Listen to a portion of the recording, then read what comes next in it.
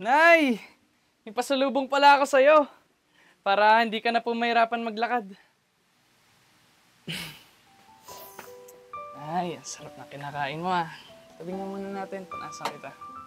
Anong amos sa mukha eh. Yan. Kukunin yung pagkain.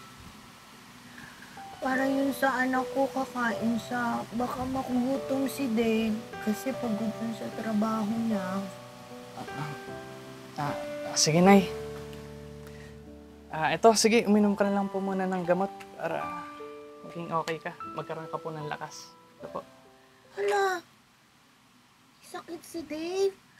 Hala, tara na. Puntahan natin si Dave. Dalhin natin siya sa ospital. Tara na. Halika na. Oy, Floyd! Ay, kuya. Ikaw pala yan. Floyd, ano to ha? Ba't may wheelchair dito? Binili mo ba to? Alam mo naman na sakit ni nanay sa pag-uutak. Bakit may wheelchair dito ha? Hindi ka naman tang. Naman pala yung nanay natin ha? Kuya, kasi binili ko lang naman yan para hindi na rin mahirapan si nanay. Di tang ka nga! Alam mo, sana yung perang pinambili mo rito, binigay mo na lang sa akin. Pandagdag pa sana sa mga gastusin, mga gamot ni nanay. Akin na nga yan. Akin na yan. Akin na yan! Mga iho, huwag kayong maingay. Natutulog si Dave. Baka magising yun. Ma! Pagod na naman yun sa trabaho. Ma, paulit-ulit na lang tayo ha. Ako nga si Dave. Ako si Dave, ma. Tingnan mo ako. Ako yung anak mo. Sige na, ma. Ito na, oh. Mag-take ka na lang ng gamot mo. Makakatulong to sa'yo. Ito na, oh. Ayoko yan. Ang kulit mo. Wala naman akong sakit eh. Bakit ba ang kulit-kulit nyo? Mahal mo ba kung gaano kamahal yung gamot mo? Yeah. Ma, pagod na ako sa inyo, ha. Uuwi ako rito, alagaan kita. Tapos ikaw, Floyd, nagiging pabigat ka na rin sa akin. 37 na ako eh. Dapat lumalagay na ako sa tahimik. Dapat may pamilya na ako. Pero hanggang ngayon, kayong dalawa pa rin yung priority ko. Kuya, tama naman na yan. Respeto naman kay nanay, oh.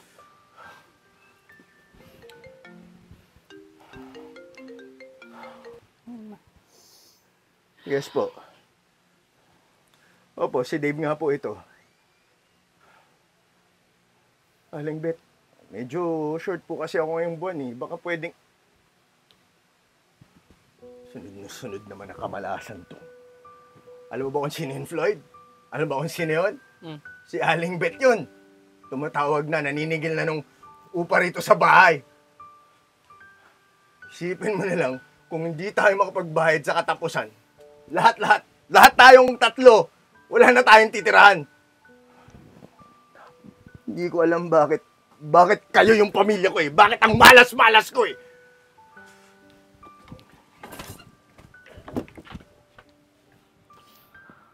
Muna naintindihan si kuya na yan.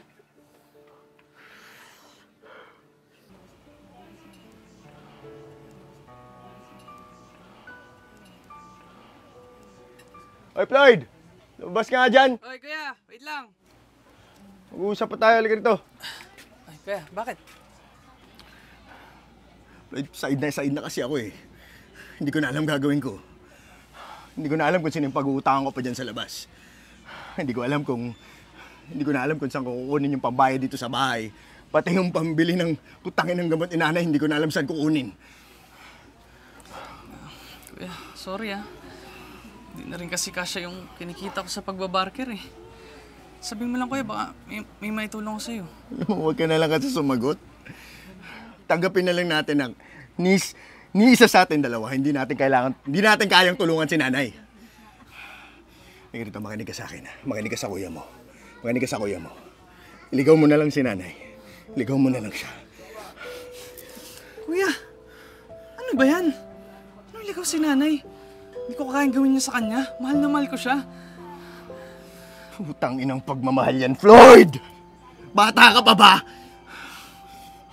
Isipin mo, yung pagmamahal na yan, yung putang inang pagmamahal na yan, yan ang rason kung bakit tayo nasasaid sa utang. Nag-iisip ka pa ba? Paano natin aalagaan si nanay? Sige nga, paano natin siya bubuhayin kung tayong dalawa, wala tayong tirahan. Floyd, sige, ganito na lang. Kung hindi mo kayang sundin yung kuya mo, baka mas magandang magkanya-kanya na lang. Kuya! Narinig mo ba yung sarili mo? Wala ka na ba natitirang pagmamahal kay nanay, ha? Alam mo, kung di dahil sa kanya, wala ka ngayon sa mundong to. Wala tayo. Tsaka, alam mo ba? Na kahit nakakalimot siya, kahit na may sakit siya, ikaw pa rin yun, naalala niya. Ikaw, na kahit nga wala ka dito eh. Hinahanap niya, asan si Dave? Kumain na ba si Dave? Nakakatulog ba si Dave na maayos? Nakakain ba siyang 3 beses sa isang araw? Lahat na lang. Ikaw ang bukang bibig niya, kuya. Ikaw, puro Dave. Alam mo, naiinggit nga ako sa'yo eh. Minsan napapaisip ako, kailan kaya darating yung araw na si Floyd naman, kamusta si Floyd? Pero hindi, kuya. Puro Dave. Puro ikaw. Kuya, hindi naman ako nagre-reklamo eh. Pinaparealize ko lang sa'yo kung gaano ka kamahal ni nanay. Tapos ano isusukli mo sa kanya? Ililigaw? Ililigaw mo yung sarili nating nanay? Nabibiro ka ba, kuya? Ha? Kailan ka pa nagkaroon ng bayag para sagutin ako? Sige, pagbibigyan kita. Tingnan natin kung hanggang saan madadala ka ng kayabangan mo. Buhayin mo yung matanda. Bahala ka na sa buhay mo. Bubuhayin ko yung sarili ko. Tingnan natin, Floyd!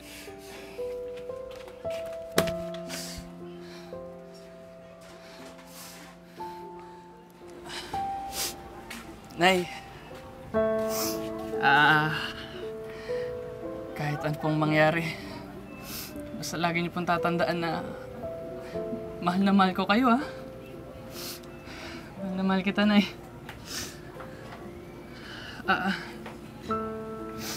Ito po nga po pala. Kunting ipon ko po para kapag nagutom po kayo, meron po kayong pambili ng pagkain. Gamitin niyo po yan, Nay, ha?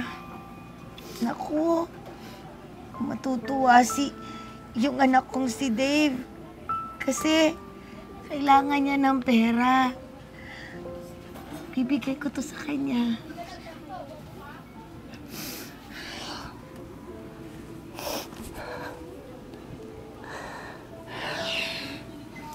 Tara na, Nay. Lakad tayo? Ipapasyal mo ko? Salamat, Manong, ha? Pero, sandali lang. Kunin ko lang yung mga barya ko, ha? Sandali lang, Manong, ha?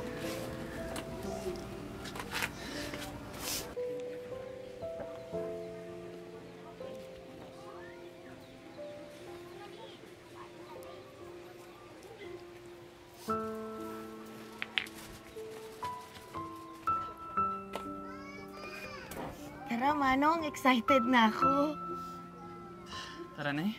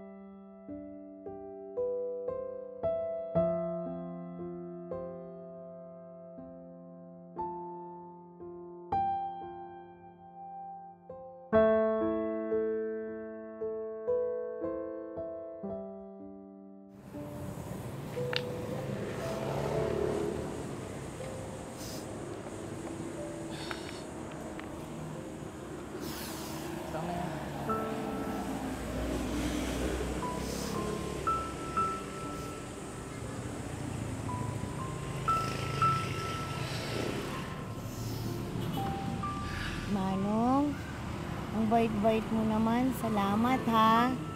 Pinasyal mo ko. Pero kailangan na natin umuwi. Baka hinahanap na ako ni Dave, nung anak ko. Nay, para saan pala yung mga hinuhulog mong bato? Para saan yun? Hindi ko yan hinuhulog. Para sa'yo yan. Para sa akin? Bakit? Paano ba naging para sa akin? Tinatapon niyo nga po eh. Hindi ko siya tinatapon. Ginawa ko yan para palatandaan sa'yo. Para makauwi ka. para hindi ka maligaw. Ako, ayoko may mangyari sa'yo. Okay lang ako, anak. Ma. Sorry, Ma. Ma, sorry. Hindi ko na rin kasi alam yung gagawin ko, May. Ma, sorry. Hindi ko alam kung ba't ko rin ito nagawa. Ma, sorry. Patawarin mo ako, Ma. Okay lang, Floyd. Mahal na mahal kita. Sorry, Ma. Mahal na mahal ko kayo ng kuya mo. Kaya ayoko may mangyari sa'yo. Sige na. Hindi ko na po ulitin, Ma. Okay na ako. Umuwi ka na, ha? Hindi, Ma. Sasama kita pabalik. Uwi tayo. Uwi tayo, Ma, ha? Sorry, Ma. Sorry, Ma.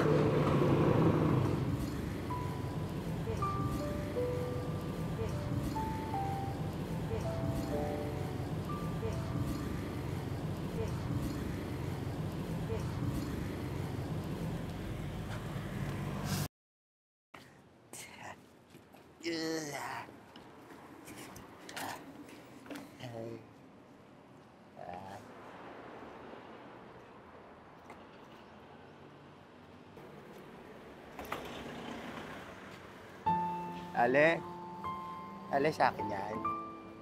Huwag mo na akong bigyan yan, Ale. Wala akong pera eh. Pagkain na lang yung binibigay mo sa akin lagi. Sa'yo na to. Para hindi ka na mahirapan maglakad. Huwag ka mag-alala. Meron ka ding pagkain. Salamat. Sige na, kumain ka na, ha? Salamat po. Angit. Thank you. Thank you.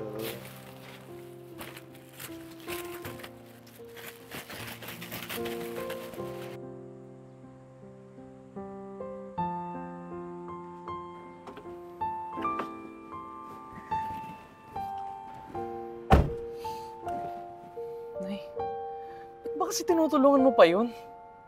Nakalimutan mo na ba kung ano ginawa niya sa atin? Anak, halika na. Uwi na tayo.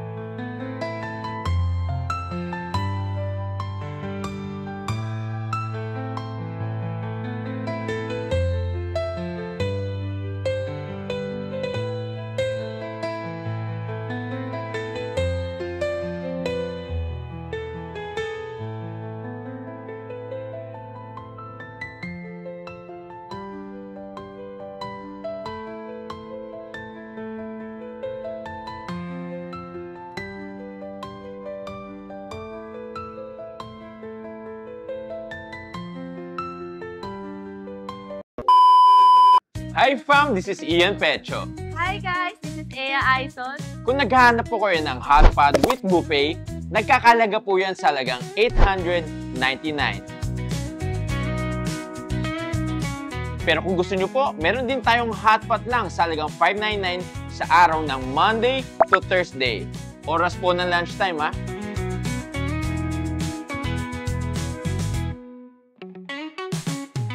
At kung kayo po ay meron dalang sasakyan, huwag kayong mag-alala. Dahil dito po sa branch na to, meron po tayong basement parking.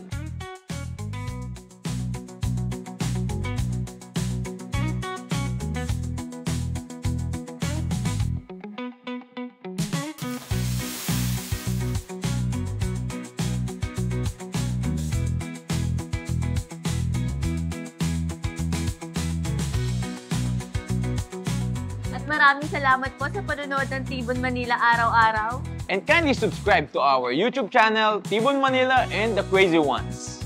The Crazy Ones, Life never gets old. Oops! At sa Tibon Manila, ang saya'y walang katulad. hey! Sa Tibon, Manila, buhay ay masaya. Kasama ang bagata, wala kasing saya. Sa bawat tulog at galaw, magkasama tayong lahat. Tibon, Manila, walang pag-aalilangan.